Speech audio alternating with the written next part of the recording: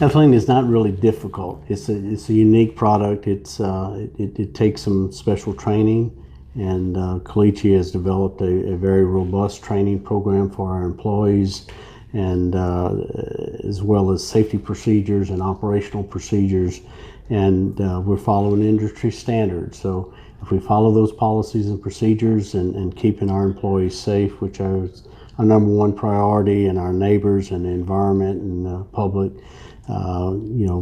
we'll get this system up and operating fairly soon. So it is a brand new system, and so we were in an advantage for that. So all the equipment, all the pipes, all the vessels are built to meet or exceed industry standards, and we feel like we've got a state-of-the-art facility here, and looking forward to get it in operation. Good. And what were the engineering challenges for the storage site? So like I said, it's with ethylene, it's not a liquid or a gas. It's kind of an in-between, and at different pressures and different temperatures it reacts differently. So one of the things that we strove for in the design and construction of it was to operate the facility in a very dense liquid or dense gas phase, and so that means a little bit higher pressure and at temperatures around 100 degrees. So all the facility, all the vessels, all the piping, all the instrumentation were built to those standards. So that was kind of one of our challenges, is make sure everything was rated, pressure rated, and temperature rated properly. And describe the brine process once it's injected from the salt dome. Okay, be glad to. So the cavern is never empty. It either has product in it or it has brine in it. And the way that works is, as we're injecting ethylene into the cavern, we've got to dispose of, or we've got to displace the existing brine. So the brine comes up out of the cavern and it goes over to our brine pits, which are located about a mile away from here, through a HDPE pipeline. And so as we inject more ethylene, we remove more brine, and it's just a balancing process that needs to take place. And the inverse takes place when we want to take ethylene out. So we inject brine into the cavern and we remove the ethylene out of the cavern and deliver it to our customers. So the brine helps ethylene come out of the cavern? It's necessary. You have to have it. If you put fresh water in the cavern, then you just wash your cavern bigger, and that's not necessarily a thing that you want to have happen uncontrolled.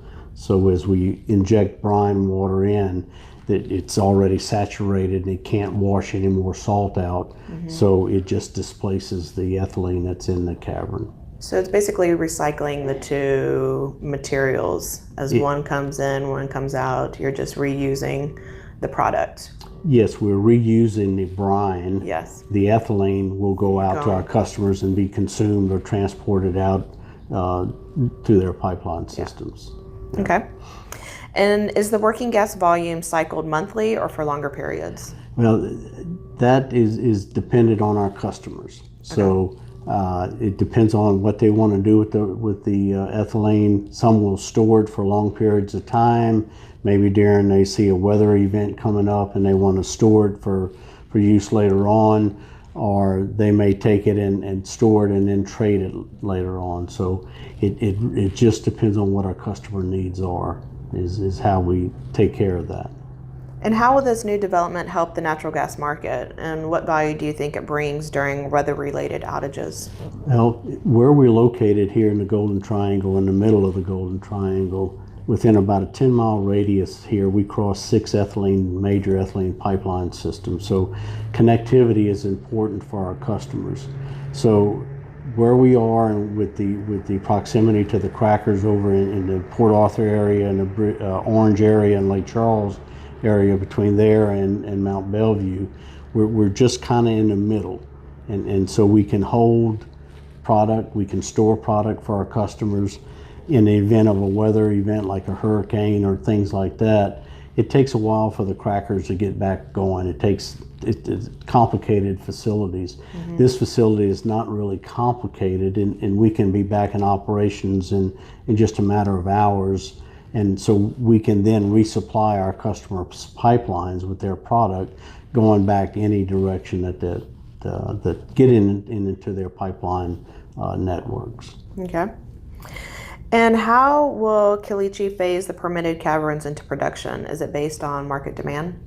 Yes, so we've got a business development group and a marketing group that goes out and meets with our customers and potential customers and offers our services. And that's what we sell here basically, is our services, is that we have a wide spot in the line, so to speak, of over 6 million barrels of storage capacity right here, and depending on what the customer needs are. So if they need 2 million, 2 million barrels of storage, they can do that, or 5 million barrels, we have that available to us. Okay. And what trends has your company noticed about ethylene, and where do you see the market heading? The market is growing with new crackers coming on, ones in Lake Charles and over in the Baytown area and Port Arthur area.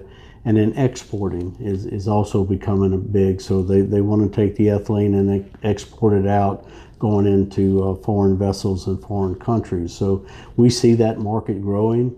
And again, being where we're located right here, close to the coast between Mount Bellevue and Port Arthur area, it's just a pretty unique place to be. And are there plans to build additional storage units along the Gulf Coast? We just recently announced last month the drilling of another cavern right here on site, and that'll go into production, or starting to be drilled in next month, actually in August.